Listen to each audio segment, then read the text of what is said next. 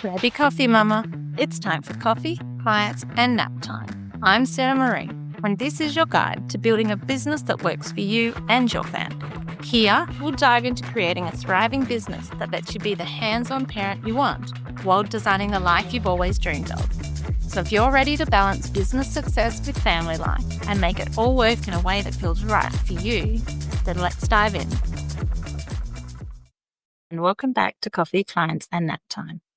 Right now, I want you to stop and take a deep breath with me because today's Nap Time chat is a powerful one. I'm joined by Jess Soto-Ramirez, a mindset and empowerment coach for women in business who helps female entrepreneurs break through self-doubt, rewrite their inner stories, and step into their next level with clarity and confidence. Jess's story is one of resilience and reinvention, from her early years growing up with a single mum to launching her first business as a mum herself, juggling night shifts and family life, and now building a coaching business that's all about helping women believe in their own power. In this episode, we talk about what it really means to work on your mindset, why affirmations alone just aren't enough, how to quiet that negative inner chatter, and how to give yourself permission to define success on your own terms as both a woman and as a mum. It's raw, it's honest, and it will leave you feeling seen, inspired, and ready to shift your own story. So go grab your coffee, take that deep breath with me, and let's dive in. Thanks so much for joining me today, Jess. I'm really keen to start this conversation learning about how you came to be a mum in business and how your whole mum in business journey started for you. Well, first of all, thank you for having me, Sarah. I think it's a really lovely and also really important conversation to have and to normalize mum business life. I know definitely growing up, I didn't see that. So being able to see other women that did it gave me the belief that I could do it too. So these podcasts are so valuable for that. So a little bit about myself. My name's Jess Soto-Ramirez, and I'm a mindset and empowerment coach for women in business. So I work with female entrepreneurs who struggle with self-doubt, and I think we've all been there, and I help them to activate their girl on fire mindset, and that's the mindset that says, yes, I can and yes, I will, and that really is prepared to work through all the roadblocks that come up against us and all the struggles that we face, particularly when it comes down to mindset. And I help them, show up in their business and get things done with rock solid self-belief. And so for me, when I think about, when you say to me, like, how did I come to be in business? Well, first of all, I grew up with a single mum and she worked around us. So she worked as a cleaner. We lived through a lot of turmoil as children. So by the time I was 12, I had lived in 3 different women's refuges because unfortunately we faced domestic violence. And I had gone to 5 different primary schools. So there was a lot of upheaval. There was a lot of seeing things that kids don't need to see. And there was a lot of change. Now, the one constant thing that was there was my mum. And even though she didn't see it as strength, and maybe at the time I didn't see it as strength either, but it was with time that I started to see how incredible she was. And not just her, but females in general, how we carry so much strength in us, and we have so much tenacity to continue and to create things in our lives, and not just for ourselves, but for our children and our communities and our families and the people around us. So anyway, but I grew up with this idea of I don't want to be a business owner. My husband used to say to me, let's start a business. I'd be like, you're crazy. Why would I want to start a business? I want to clock on and I want to clock off. Because to me, the idea of a business meant way too much responsibility and meant something very foreign to me because I have never seen anything like it. Anyway, and then I became a mum. And then, as we all know, when you become a mum, a lot of things start to change inside of us. And for me, so I've got 2 children. They're now, my daughter's 14 and my son is 10. And at the time, I had gone through trying to juggle work life with my daughter. And then I was pregnant with my son. And that's when I started getting this bug in me of I want to be a present mum. I want to show up for them. I want to do things in my terms. I don't want to be told when I have to be at work. I don't want to be told I can't spend the day with my son and my daughter. All these things, I was just started to reject all these ideas. And so I decided hey, maybe business is an opportunity to, look into fixing things up and creating something different in my life. So that's how I ended up in my first business, which was a kids' clothing store. Wonderful. That's such a heartfelt place to start, like seeing your mum obviously be the best mum she could be given your circumstances, and then to like emulate that back into your own parenting as well is such a beautiful, almost full circle. And I'm sure she appreciates that, she was able to be that role model for you. So you started your first business, kids clothing store. How did you then move into what you're doing now, obviously, as a mum of older kids? Yeah, so I did that for a few years, and I always feel like it was the thing. First of all, it re-sparked a fire in me. I felt that with motherhood, I'd lost a bit of my fire. I had lost a bit of my, I don't know, like that drive, and I had lost myself in motherhood, to be honest with you. And so when I started my first business, I sort of reignited something inside of me. I reignited like this fire, this energy, this creativity, this willingness to be like, oh, I can do these, doors were opening, opportunities, etc. And I really, really loved that, right? So I always say that it was almost like what gave me the wings to then step into the next part of what was meant to be. And I got to a point in my business. So it was a kids' clothing store. I designed everything, there was always a big meaning to it. It was always very heartfelt. But one of the things that I really discovered in that was the struggle that business is, right? So I thought, I'll start my first business. I'll get a whole bunch of t-shirts made and I'll sell them all and I'm going to sell it out and it's all going to be just like super dandy, right? Like I had this blissful ignorance, you know? And it wasn't until I started that I was like, oh, this is actually really hard. This is actually really challenging. And aside from the juggle of mum life and business life, but beyond that, it was like what it was triggering inside of me. So I always feel like business has this way of, it's like a spotlight that comes over and shines over you with all your insecurities, all your doubts, all your worries, and you're faced with this head on. And it's like, and if you don't face it and you don't do anything about it, well, your business isn't going to go anywhere. Mm. And that's when I was like, I can't be the only one. I can't be the only one thinking I'm not good enough. I can't be the only one telling myself, that I'm not worthy of this. I can't be the only one thinking I'm going to be caught out because I'm a fraud. I can't be the only one doubting every one of my moves. I was like, I'm sure there's people in the same situation. And of course, we all go through this, right? So when I started feeling a tug at my heart, so I started to feel this pull that was saying to me, there's more out there for you. And if we go back to my life growing up, as I mentioned, my mum, she was a big pull and she was a big influence in my life, right? So the empowerment side of things was always there. And I was like, I want to tap into this. I want to be able to support other women who are also struggling in business, who are also facing all these limiting beliefs and imposter syndrome and self-doubt. I want to support them because I know the ripple effects that can be created when a woman believes in herself. And that's where I started going, okay, I'm going to start taking steps. I don't know exactly where I'm going. I don't know how it's going to look. I just know I need to start taking steps in that direction. So that's how I ended up where I am now. That's such a beautiful journey to go on. And I too started in business doing kids' clothing. So beautiful synergy there between the two of us. Yeah. And then I went and got my fashion degree, and then I did women's wear was where I was in my first reiterations of my businesses. So I feel the pull of what you're saying because I walked that journey as well, almost very similar in that sense where, you want something more for your life. You want something more for your kids. You want to create this world that you can be this present parent and still bring in income and have something of your own, which a lot of mums do. They get quite lost in the mum title. Like that becomes their whole identity rather than that is just part of who they are, part of their job description. I'm quite keen to hear your point of view on let's talk mindset and things like that. So why is mindset not just positive thinking? Because a lot of people say to us, oh, just stop thinking like that, or, just think positively, you'll be okay. So what is the real difference between fluffy affirmations and real practical, work in that space?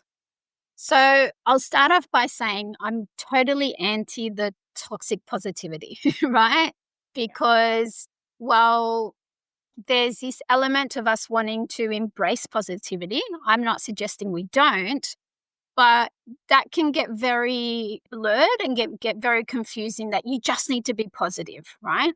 And let's be honest, life throws us many challenges. And so we can't always just be this positive little bunny bouncing around. And when I think about mindset, to me, it's a level of being able to really connect with yourself.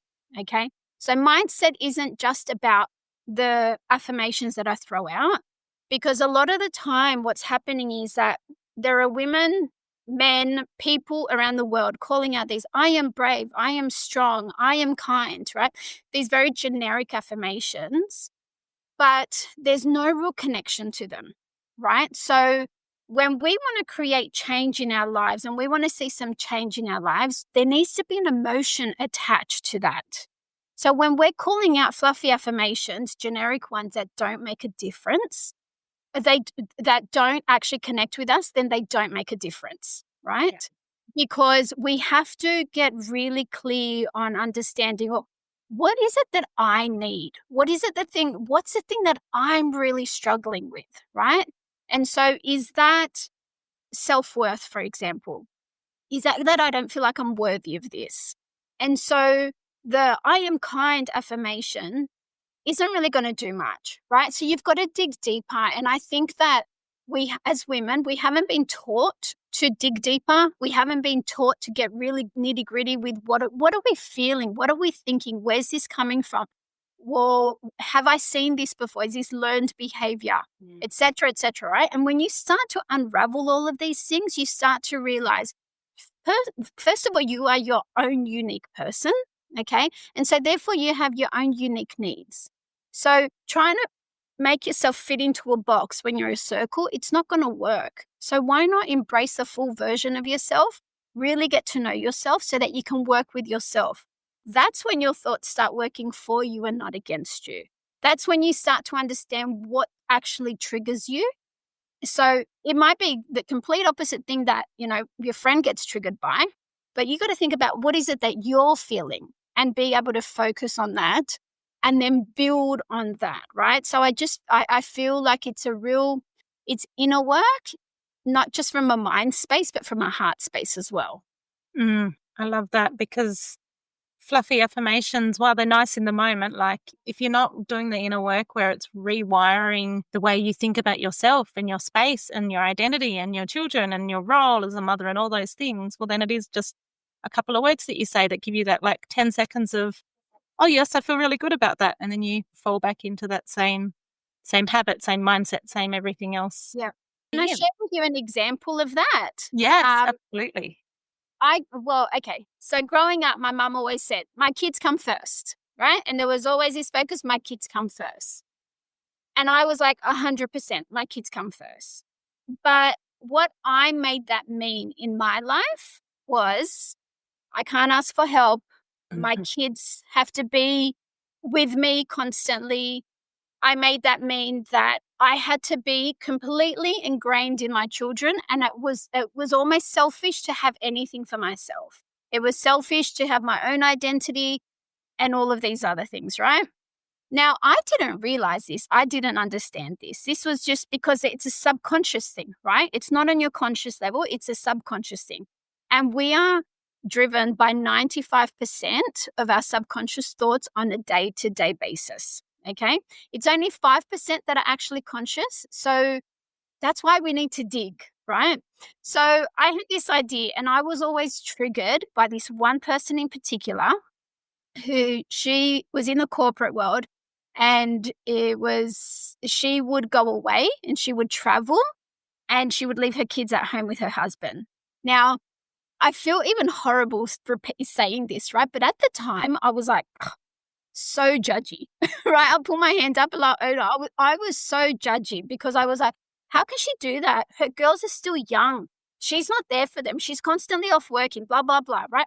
But that wasn't because of her. That was because of my own beliefs that I had associated to my kids come first, right? Mm. I had to do the work on it. I had to explore where that came from. I had to question, is that actually my belief or is that just something I've adopted that has been dumped on me? Or not dumped, but it was just spoken. It was out in the air. And so I started to make it believe certain things. And that honestly affected me in a lot of things. So when I stepped into business, that was a big challenge because I was like, oh, but my kids, they have to constantly, and I was like, but hang on, my kids can come first and I can attend to my needs, right? And so the first time I went away on my own without my kids and left my kids at home with my husband and I went and had a beautiful business retreat, I was like, oh, who am I? But I had to re-identify where this limiting belief was coming from, and I had to really play with this idea of identity of like, hang on, who am I really? What do I want to be? What's the woman I want to be? And what do I want to role model for my children?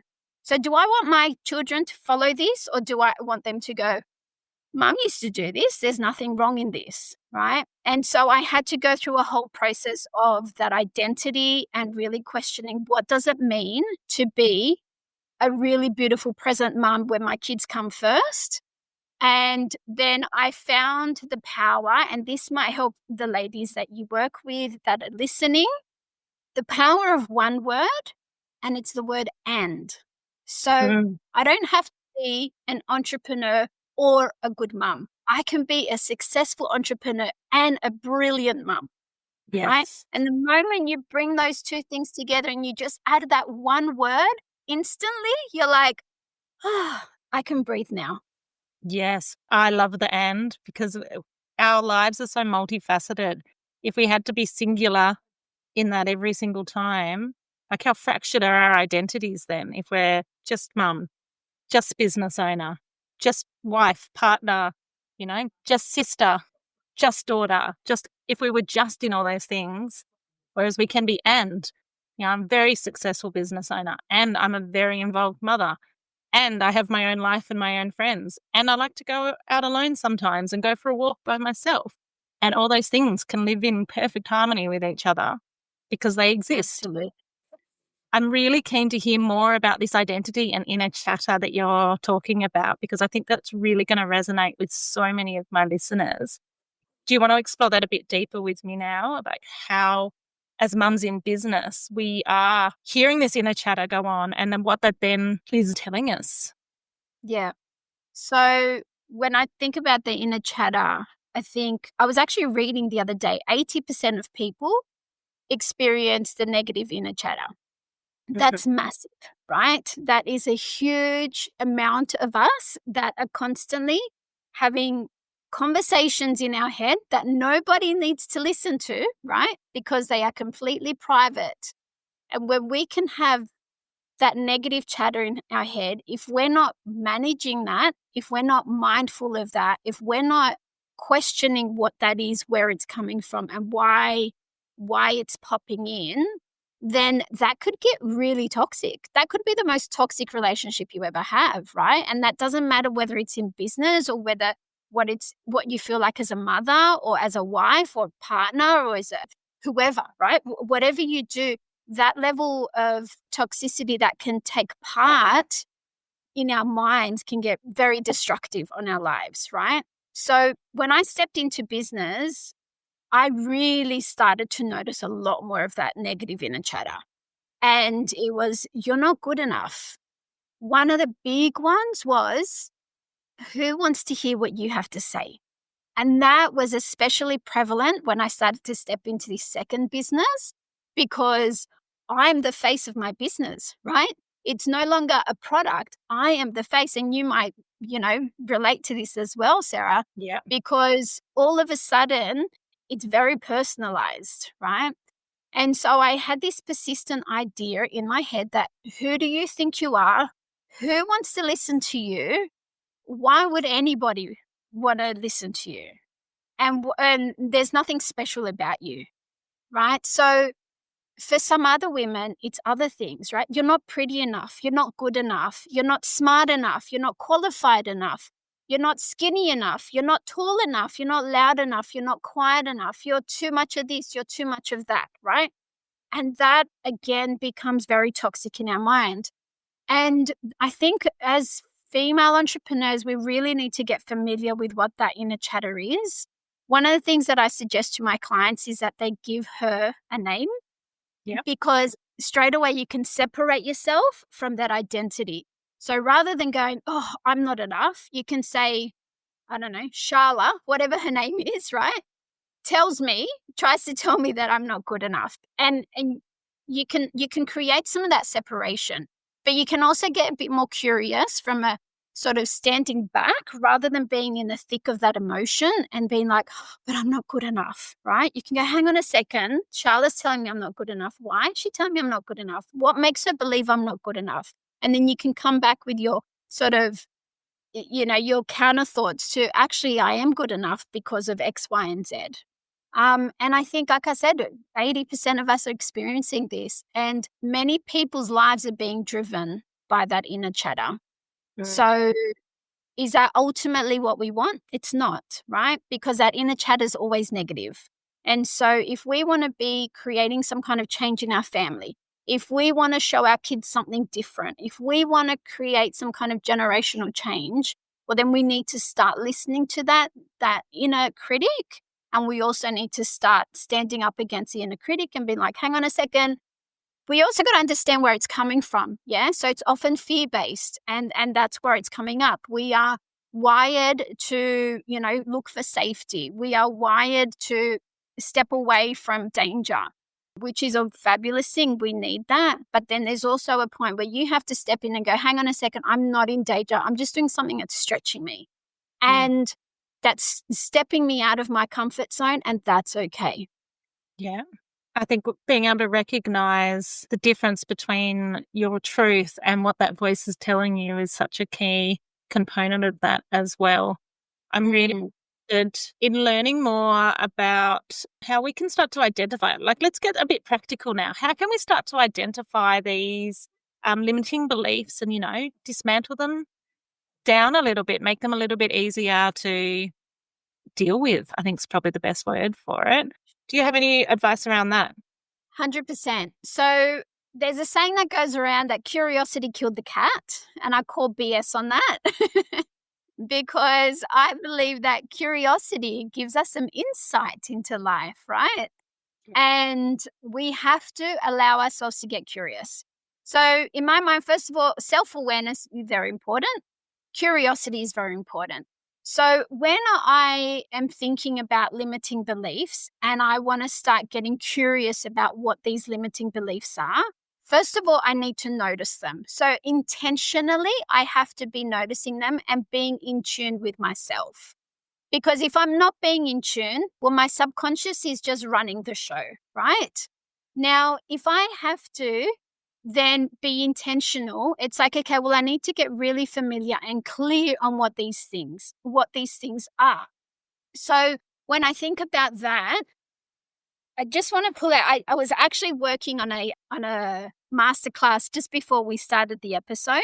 And I was working through this, right? I'm like, what is the things that we need to do? So, and I've got it written down here. So first of all is, what are your persistent thoughts? Okay, because often that's how your limiting beliefs are showing up, as persistent thoughts. Okay, so getting curious about what are they and getting intentional about hearing what they are. Noticing your triggers. So my trigger at that time with the story that I shared earlier was whenever I'd hear about this mum going away for work, that would trigger me. So I had to get curious about why is that triggering me and where is that coming from? I often say to my kids as well, if you're feeling triggered by something, it's because it's a lesson for you to learn. It's something showing you about yourself. So that would be the other thing. And also getting curious about, what's this about? What is this about? Where is this coming from? And beliefs are something that I like to describe them as like a backpack of beliefs. And some of these beliefs that we've got in our backpack have been we've had them or others have been placed in that bag for us. So being able to do a bit of a beliefs audit of like, hang on a second, let me pull these out and let me just see what is actually my belief and what is something that I've just learned along the way. Journaling is a great way to do this. Okay, the process of being able to sit and write things through. Some of my clients say to me, I don't really love journaling. And I'm like, that's cool. What about vlogging? You could always try vlogging for people who are more about, enjoy speaking more than writing. And then we've got to be able to, so once you get curious and you can understand what it is, where it's coming from, then you've got to be able to flip it and reverse it. Okay, so one of the things I teach is, I don't know, for the 90s ladies here, 90s R&B, Missy Elliott, I put my thing down, flip it and reverse it. Well, I like to teach. I put my thought down, flip it and reverse it. Okay.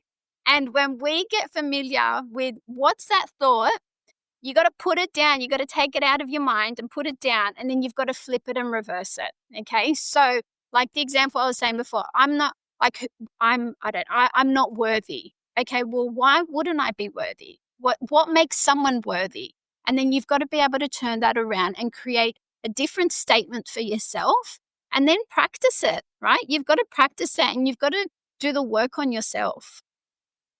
I love that concept of flip and reverse it because we need to recognize them and then turn them on their head, really. Coming towards the end, I would love to know your thoughts on, well, not really thoughts, but it's a question I love to ask at the end of every podcast episode. And that is for mums just starting out in business or considering starting their own business, what's the one piece of advice that you would give out? I think it's hard to narrow it down to one, but if I think about where I've come from, what I work with is, first of all, really getting to know yourself, right? And getting familiar with who you are, like what are your dreams and what are your goals and what is really like your version of success. Because when you can get really in tune with what's important to you, then you don't get so bogged down in the noise on the outside world. And I think as mums, we have to give ourselves permission to do things in a way that feels right for us and our family. And each family has its own needs. Each mother has her own needs and each child has their own needs. So I think getting really familiar on like what's important to me and how do I want to make it work for me, and then writing with that to allow yourself that permission to say, I don't have to do it like anybody else. I don't have to reach anybody else's milestones. I don't have to make an X amount of money for me to be successful, because success looks different for everyone.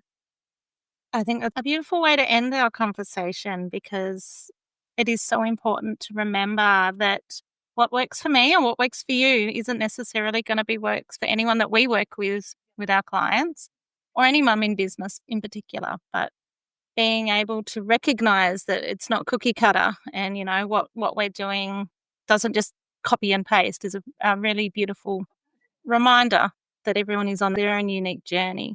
Add to that one little thing, Sarah, is that when you can get really connected with yourself and build up your own version of success, then that inner chatter and that negativity, that volume goes down, right? Because you're no longer worried about people's judgment. You're no longer worried that you're not good enough. Like you're there and you have a specific purpose. So that supports you with your mindset. Thanks so much for that, Jess.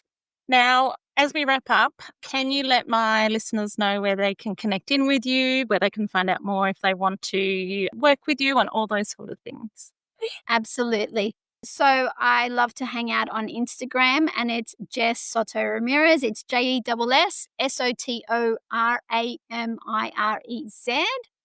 I also have a podcast and it's called Ignite with Jess Soto-Ramirez. And that podcast is about sharing also the stories of women in business, how they got to where they are, the challenges, the highs, the lows, and everything in between. And I like to go really deep because that's kind of how I roll. And I like to be able to share stories where women can say, oh my God, if she can do it, then I can do it too. So those are the best places to get to know me a little bit better and to come and connect with me. Beautiful. Thank you so much, Jess. I'll drop the links to all the places you can find Jess into the show notes, and anyone can pop through and connect with Jess there. Once again, thanks so much, Jess. Thank you, Sarah. Thanks for joining me on Coffee, Clients and Naptime. If you've enjoyed today's episode, don't forget to subscribe, leave a review, and share it with another mum who's ready to build their dream life. You can also join our Facebook page or Instagram to stay connected every day of the week. The link is in the show notes. Just remember, you've got this, and I'm here to help every step of the way.